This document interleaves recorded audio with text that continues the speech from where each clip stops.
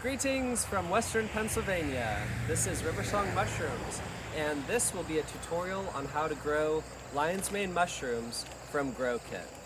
So this is a fully grown, ready to harvest Parisium erinaceus lion's mane mushroom fruiting body that has been grown from kit. So they produce multiple flushes, so we can harvest this one and it'll produce another, and then hopefully another and another. So sometimes if you end up getting a small first flush, do not despair, because your second flush might end up being bigger. Whereas if you get a massive first flush, then you'll definitely see a smaller second flush.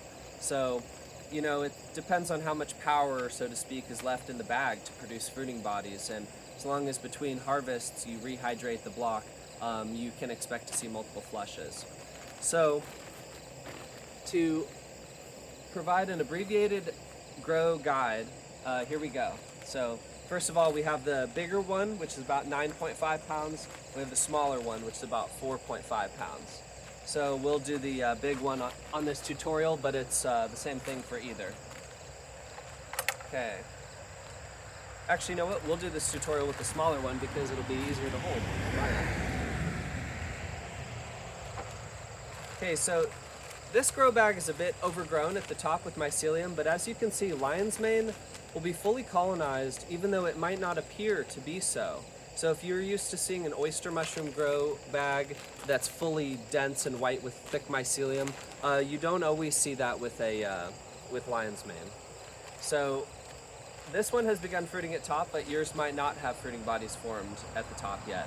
But either way, it's ready to fruit right off the bat, right as soon as you get it.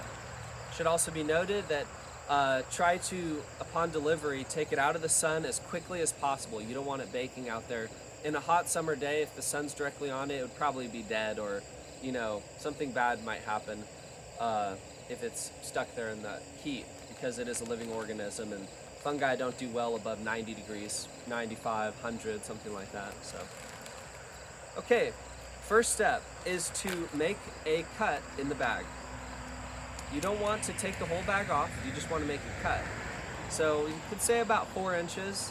So typically I cut along the side, and this would be called side fruiting, although you can grow it out the side or grow it up.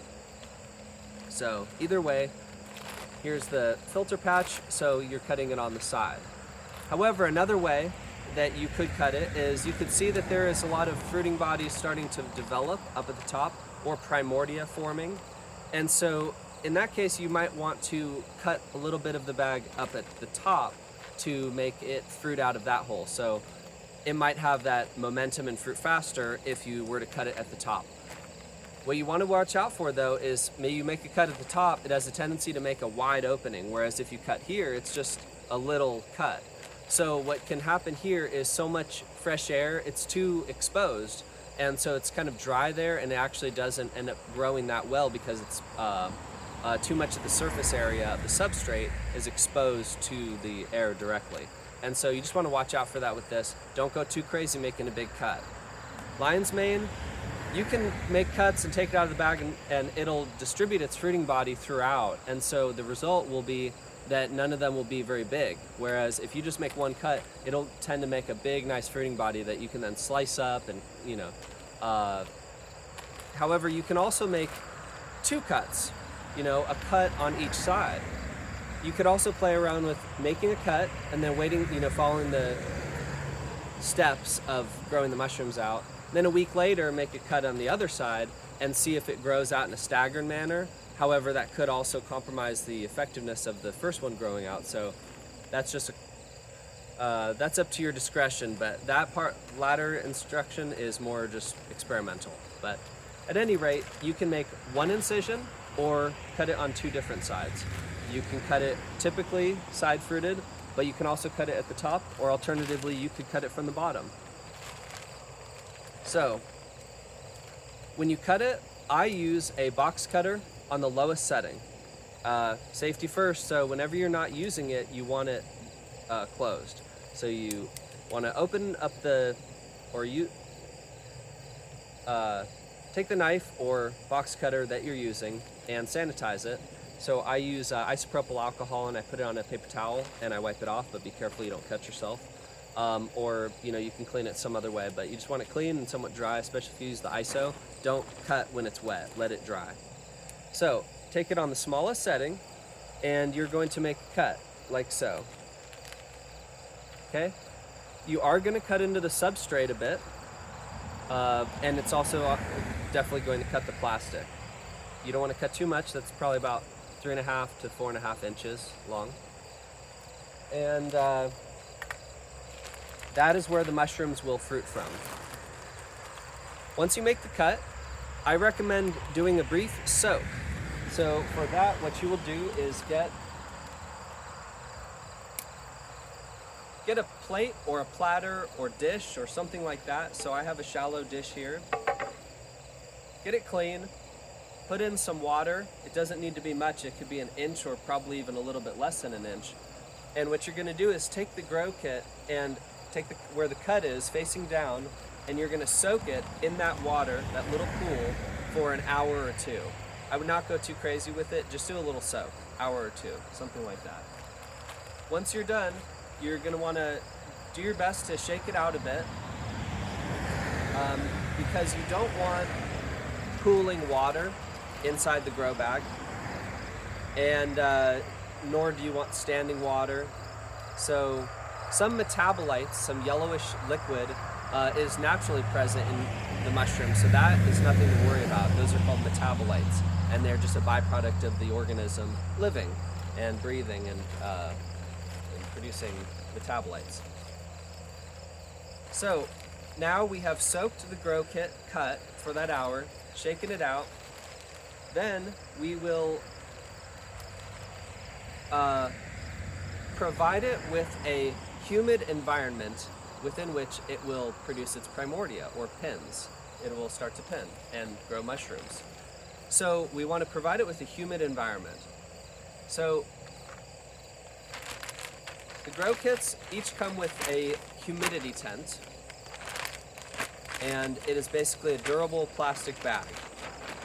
So what you're going to want to do is fold it up however much you want. You can leave it really poofy, or you can make it closer to the mushroom at first. Of course, you would want to extend it later because you do not want the fruiting body to grow and as it grows be pressing against the plastic, because that just makes that mushroom not turn out very well in one spot.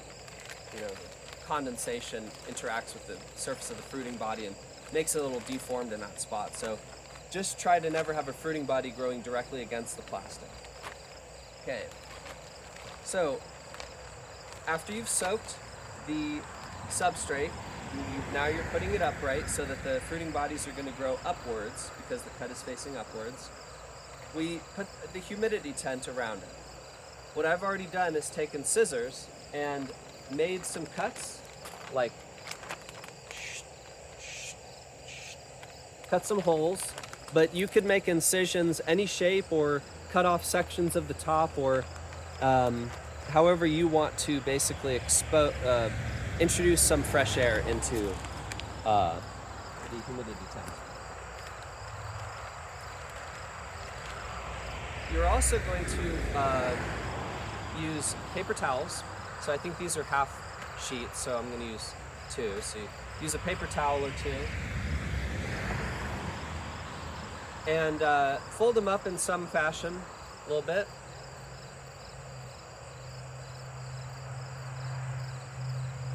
Okay. Then what we're going to do, by the way, these spray bottles, we used to include little spray bottles, but really, you're better off just getting from Walmart this is $1 or $2 spray bottle, and that way you don't have to keep refilling it. I don't use the little ones. You just get one of these. You put a bunch of water in it and you don't have to refill it for a while. So just saturate the paper towels. They don't need to be completely soaked, You don't necessarily want that, but really saturate them well. And what you're going to do is put them on either side of the grow kit, okay? You can put them here also, or possibly even up here. but you just don't want it to touch the substrate directly. You know, that's a risk of contamination, but I typically put them over here and here. And then you're also going to spray the inside of the humidity tent. And whenever you get a chance, also spray the substrate directly at that cut, okay? You don't need to water, so to speak, the whole bag because the plastic is an impermeable barrier to the water. So, but you can and do want to saturate the substrate a bit. What you wouldn't want to do is take a glass of water and water it like you would a plant. You don't want to do that because that'll produce standing water and introduce anaerobic environmental conditions within the bag in which anaerobic bacteria could grow, and it wouldn't be good. So what we've done is sprayed the inside of the humidity tent, sprayed the substrate where it was cut, moistened the paper towels, put them on either side, and just made a humid environment. Then you're going to put down the humidity tent around it. Okay. At that point, that kit is all set up and ready to begin fruiting. And so now what's happening inside of the substrate bag is it's the mycelium, which has taken over and eaten and become the wood and oats that it's made of, the wood, oats, and water pretty much. And so this mycelium has completely enveloped that and become that as the organism itself. So that this is the mushroom organism. And now that it's been exposed to the fresh air and humidity, nice conditions like you would simulate in the woods at a certain time of the year when it's nice and humid out and good environmental conditions, now it's going to want to produce a fruiting body by which to produce its spores and continue spreading throughout the region and living as an organism. So now it's nice and humid inside. Whenever you pass by it, maybe once a day or twice a day or once every 2 days, really depends on how dry your environment is in the time of year. Here in western Pennsylvania, the winters get pretty cold and pretty dry, so you might find that the inside of this would dry out after just a day. Whereas now in the summertime, it's humid and warm, and so I think the relative humidity is probably around 60% today. It's been up to 80% lately. So with that, it would probably still be nice and humid inside. Okay, you have two indicators for how humid it is inside. One is you will still see water droplets on the inside of the humidity tent, and the paper towels will still be moist. If you feel or see the paper towels and they're bone dry, then you know that the environment inside needs re-watering. And if there's no water droplets along the side of the humidity tent, that's another indication.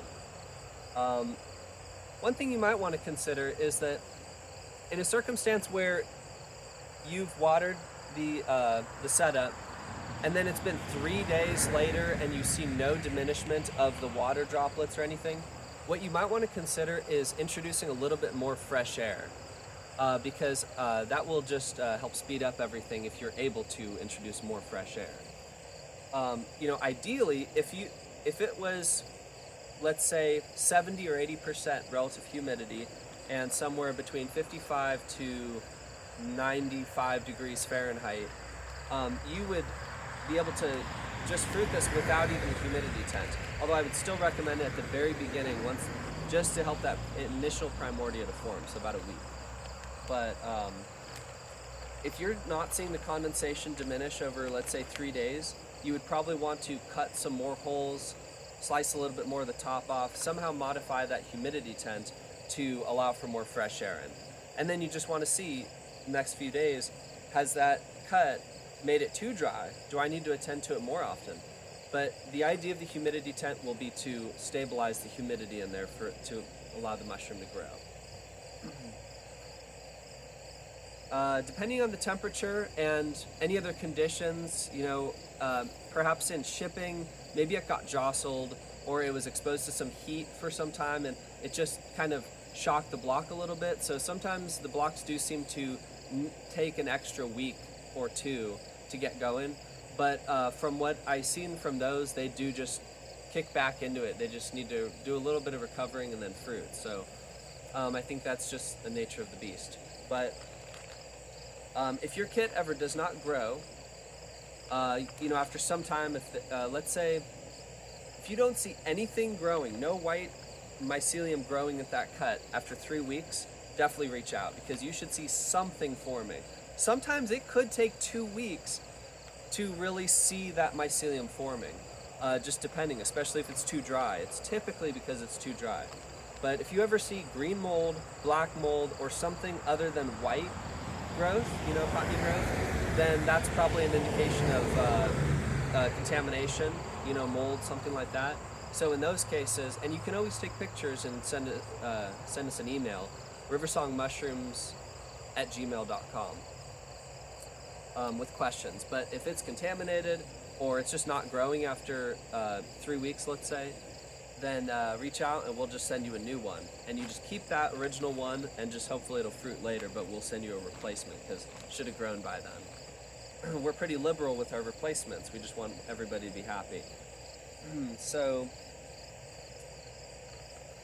after about here's an example here of a lion's mane grow block that is now at the stage, let's say probably a week later.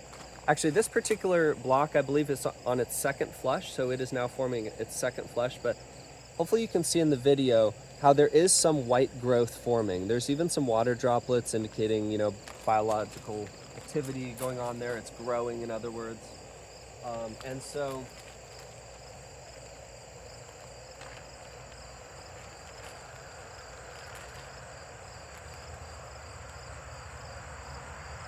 at this point, and this is a larger bag, whereas the other one was a smaller bag. So for the larger bag, you could consider having it all the way just up and not rolled up, just to provide it with a bigger dome, bigger plenum of air above it to breathe. Because these really do like a lot of fresh air. They like to grow in big sheds out back and those kind of places, but they don't like a lot of wind. But they do like a lot of fresh air. In the woods, they get a lot of fresh air. They grow nice in the woods from trees. Okay, so now it has been about a week or two, and you see mushrooms starting to grow from there, the primordia. So at this point, you're going to want to continue providing it with more and more fresh air as it grows. So with our ideal example here, we grew it up and we actually let it grow a little longer in the bag, and an indication that it's growing that the fruiting bodies are growing in an environment that is too rich in CO2, which is what they exude. So they breathe in fresh air, oxygen, and they breathe out CO2. And so an indication that they need more fresh air is if the mushroom fruiting bodies grow in an elongated manner. They look like corals, like a coral reef growing, and that can actually be a cool effect, and you can actually totally do that. You could grow it for that effect. Excuse me. But it will change the culinary properties, the texture, and possibly the flavor. It'd be interesting to experiment, because in a soup scenario, it could be more desirable to have it grown in that coral fashion, because maybe it's more spongy of a mushroom in that case, or rubbery. Whereas when it is grown in a oxygen-rich environment, as long as the humidity is there, because you do not want them drying out at any point, then you would get more of the pom-pom shape like this, a dense fruit that you can slice into steaks.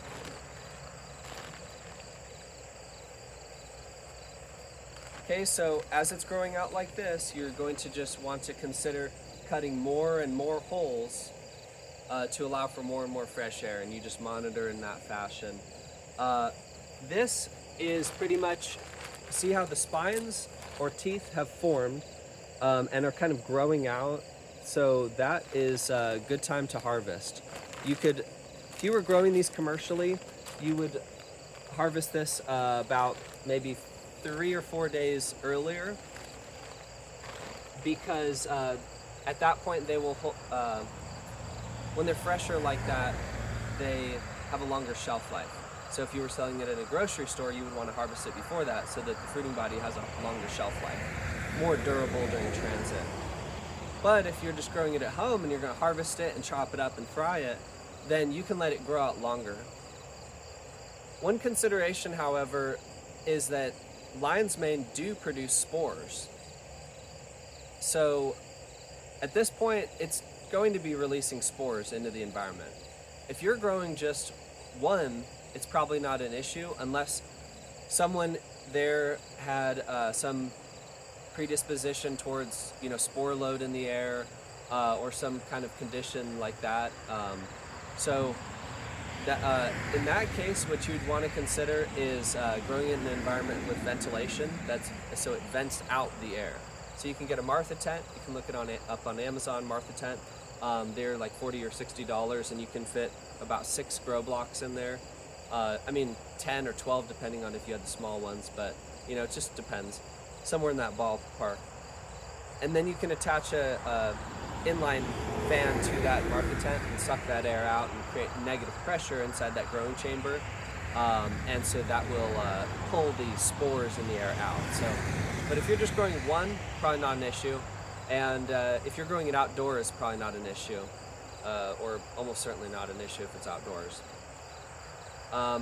Where I'll pick up in the next video, or just now because I have it out here with me, is on the topic of spores, our sporeless oyster mushroom, and how the grow is impacted by them not producing spores. The pros of it, really. There's no cons. So I think the only thing that I have not addressed in this video now with the grow bags is once you harvest, what do you do? Okay, once you pull off the mushrooms, make sure you pull off all the fruiting body. Don't leave some figuring, oh, they're small, they'll just grow out. When you harvest from that opening, just take everything. Clear cut it, pull it off. Try not to leave any fruiting body, but you don't want to, mangle it, get your fingers in there and just make it, dirty. So just kind of clear out the debris. You can even shake it off if there's some debris inside. But then repeat that process of rehydrating that area. So you're gonna take it and soak it in the pan with a little bit of water, clean, for an hour or two, and then drain it. Repeat that same process of hydrating the area of the substrate from which you want the mushroom fruiting bodies to grow. I typically just keep fruiting from the same opening. However, other people close that off, maybe tape it off, or just fold the plastic so that it covers it, blocks the fresh air, and then they create an opening on the opposite side or something like that. So you can play with that as well. I haven't done the experimentation to find what way is best, so it'd be interesting to hear what you find. But what I typically do is just once I harvest, I just keep it fruiting from that same spot. Eventually, whenever you want to pitch it, or if it ever develops some kind of mold, indication of mold, sometimes you can actually apparently burn the mold, but I've never done that. So use caution, look that up. I've never done that. But if it ever develops some sort of mold, I just chuck it in the garden, and then sometimes the sun and everything, it'll still produce mushrooms. Lion's mane, not so much actually. Oyster mushrooms, those will sometimes surprisingly make a nice cluster out there in the garden, but lion's mane, once it's been taken out of the bag, it just doesn't really, it wouldn't produce a big, nice cluster. I couldn't see lion's mane doing that. But hope this was helpful, and see you in the next video on our sporeless oyster mushrooms. Happy growing.